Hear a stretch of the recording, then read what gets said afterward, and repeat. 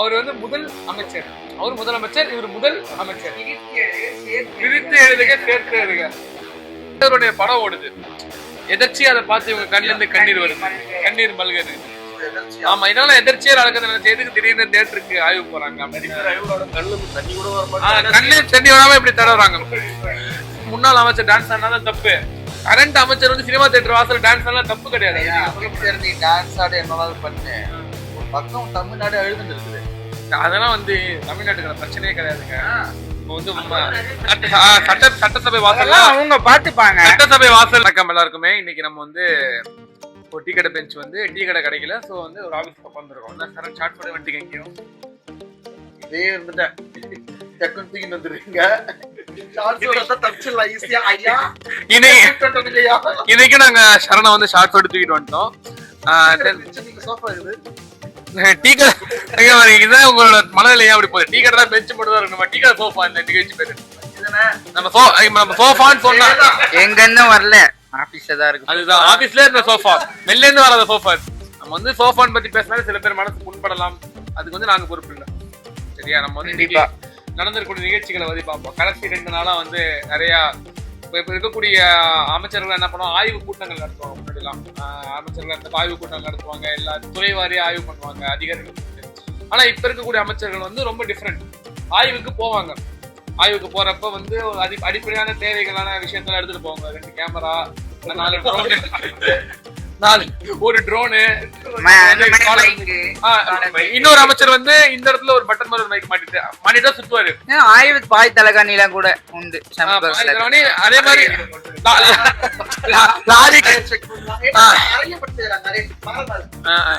பாரமேலாம் படுத்து சமண பள்ளிகள்ல படுத்து எழுந்து ஆய்வு பண்ணவங்களா இருக்கிறாங்க. போனா கடைசி 2 நாளா என்ன பண்றாங்கன்னா தியேட்டர்கள்ல நோக்கி ஆய்வு போறாங்க. இவங்க வந்து எதர்ச்சியா வந்து தியேட்டர் நோக்கி போறாங்க, எதர்ச்சியா தியேட்டர் ஆய்வு பண்றாங்க, எதர்ச்சியா அந்த தியேட்டர்ல அவங்க தலைவருடைய படம் ஓடுது.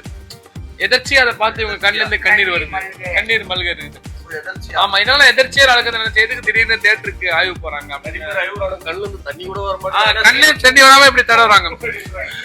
இந்த ஐயா படத்துல வரும் இல்லைங்களா, அவரு போயிட்டு இந்த எல்லா ஆபரேட்டர் ரூம்ல எல்லாம் ஓட்டையா இருக்கு அப்படின்னு அந்த மாதிரி நான் கேள்வி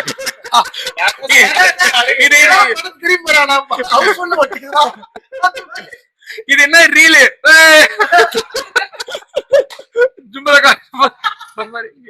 ஆனா நம்ம வந்து இது நம்ம சிரிப்பா எடுத்துக்க கூடாது. இதுல ஒரு சீரியஸான மேட்டர் இருக்குது. அப்படிலாம் கிடையாது, நீங்க வந்து தப்பா நினைக்கிறீங்க. இப்ப இருக்கக்கூடியவங்க வந்து ரொம்ப சீரியஸான இந்த மேட்டர் ரொம்ப சீரியஸானது. இப்ப இருக்கவங்க எதுக்கு ஆய்வு போயிருக்காங்கன்றனா, இந்த ஆய்வின் போது வந்து என்ன பண்ணிருக்காங்க, இப்ப தமிழ்நாட்டுல வந்திருக்கக்கூடிய வெளியே இருக்கக்கூடிய ஒரு திரைப்படம்ன்றது ஏ சர்டிபிகேட் திரைப்படம். குழந்தைகள் எல்லாருமே உள்ள இருக்கக்கூடாது. அது லீக் ஆயிடுச்சு, லீக் வேற ரிலீஸ் வேற. ஓகேவா? குழந்தைகள்லாம் உள்ள போக கூடாதுன்னு சொல்லி குழந்தைகளா தியேட்டருக்குள்ள இருக்காங்களா பாதுகாக்க தெரியல, லீக் பண்ணிடுற நீ தமிழ்நாட்டை பாதுகாத்துருவ. இதுல என்ன சொல்ல வராங்கன்னா, அந்த குழந்தைகளை யாரும் படத்தை பார்க்கணுன்றதுக்காக ஒரு காவல் அரணா தப்பா. இன்னொரு அமைச்சர் கூட என்ன பண்ணாரு, இந்த கண்ணோட்டம் அவங்களோட கண்ணோட்டம் ரொம்ப தப்பானது. அவர் என்ன பண்ணிருக்காரு, குழந்தைய தூக்கி வச்சு அந்த ஏ சர்டிபிகேட்டுக்கான எந்தெந்த சீன்லாம் வந்து வந்திருக்கோ அந்த சீன்லாம் வரப்ப கண்ணு முடிப்பாரு. அதுக்காக அந்த குழந்தைய தூக்கி மடியில உட்கார வச்சிருக்காரு. இப்ப எஜுகேட் பண்றாரு, எந்தெந்த மாதிரி இதெல்லாம் பார்க்க கூடாது அப்படிங்கறத வந்து குழந்தைக்கு சொல்லி கொடுக்குறாரு. நல்லா குத்து சாங் போட்டு நல்லா அது வந்து மக்களினுடைய அவங்க மகிழ்ச்சியை வந்து வெளிப்படுத்துறாங்க. அதுக்காக அவங்க டான்ஸ் ஆடுறாங்க. அது கூட ஆடக்கூடாதா? ஏன் ஒரு அமைச்சர் டான்ஸ் ஆனா தப்பா? ஒரு முன்னாள் அமைச்சர் டான்ஸ் ஆனாலும் தப்பு. நகலாம் போட்டு அவங்க வீட்டு கல்யாணத்துல அவங்க வீட்டு குடும்ப நிகழ்ச்சியில முன்னாள் அமைச்சர் டான்ஸ் ஆனாலும் தப்பு. கரண்ட் அமைச்சர் வந்து சினிமா தியேட்டர் வாசல் டான்ஸ் ஆனா தப்பு கிடையாது. நீ டான்ஸ் ஆட என்னவாவது பண்ணு, ஒரு பக்கம் தமிழ்நாடு எழுதுன்னு இருக்குது. அதெல்லாம் வந்து தமிழ்நாட்டுக்கான பிரச்சனையே கிடையாதுங்க. இப்போ வந்து சட்டசபை வாசல்ல அவங்க பாத்துப்பாங்க. சட்டசபை வாசல்ல என்ன பண்ணிருக்காரு, ஒரு பாடகர் ஒருத்தவர் சமூக அக்கறை கொண்டவர். சமூக அக்கறை சர்க்காஸ்டிக்கான சொல்லல, உண்மையிலே கொஞ்சம் சமூக அக்கறை இருந்துச்சு அவருக்கு. ஒரு நிகழ்ச்சிக்கு போற முன்னாடி வரைக்கும் அந்த நிகழ்ச்சியில போயிட்டு வாழும் அம்பேத்கரை தற்போதைய முதலமைச்சரின் உருவத்தில் பார்த்தவர். அவங்களுடைய கொள்கை அவங்க அவராலேயே அவரை பார்க்க முடியலையே.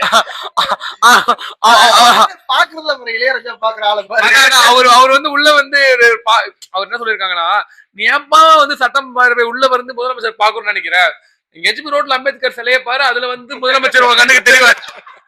ஏன்னா முதல்ல அம்பேத்கரின் வடிவாதான் நீ பார்த்த. நீ வந்து சட்ட மாமேதை, நம்ம அனைவரும் போற்றத்தக்க கூடிய ஒரு தலைவர், நம்மளுடைய இந்த சமூகத்துல இருந்தக்கூடிய இழுக்க விரட்டி அடிச்சு நமக்கான உரிமைகளை பெற்றுக் கொடுத்த ஒரு தலைவர் அம்பேத்கர் அவர்கள். அவர் வந்து உழைப்பு இருக்குது அவருக்கு பின்னாடி. இன்னொரு அழுத்தி சொல்றேன், அம்பேத்கர் அவர் வளர்ச்சிக்கு பின்னாடி உழைப்பு இருந்துச்சு. உழைப்பின் மூலமா உயர்ந்தவர், கஷ்டப்பட்டு படிச்ச ஒரு தலைவரை நீங்க வந்து இவரோட ஒப்பிட்டீங்க.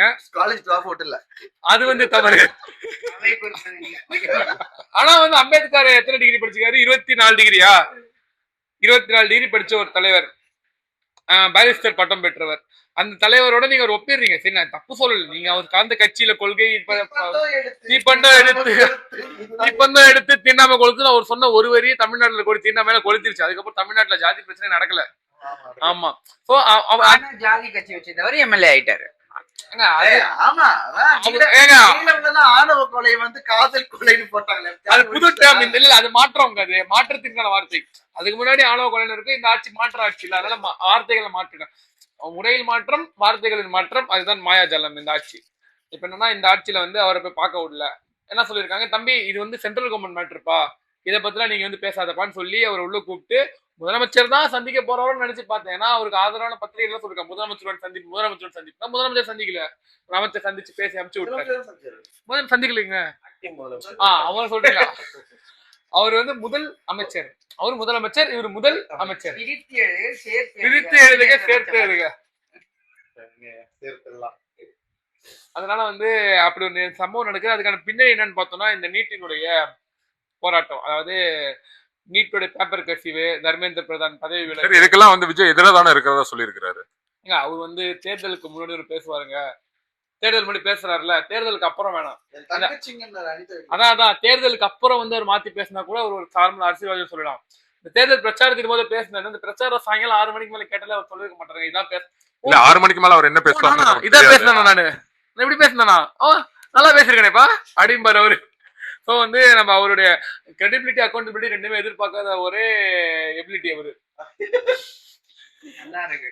கிரெடிபிலிட்டி, அக்கௌண்டபிலிட்டி ரெண்டுத்தையும் எடுத்துக்கணும்னா அதுக்கு வேணும் ஒரு எலிஜிபிலிட்டி.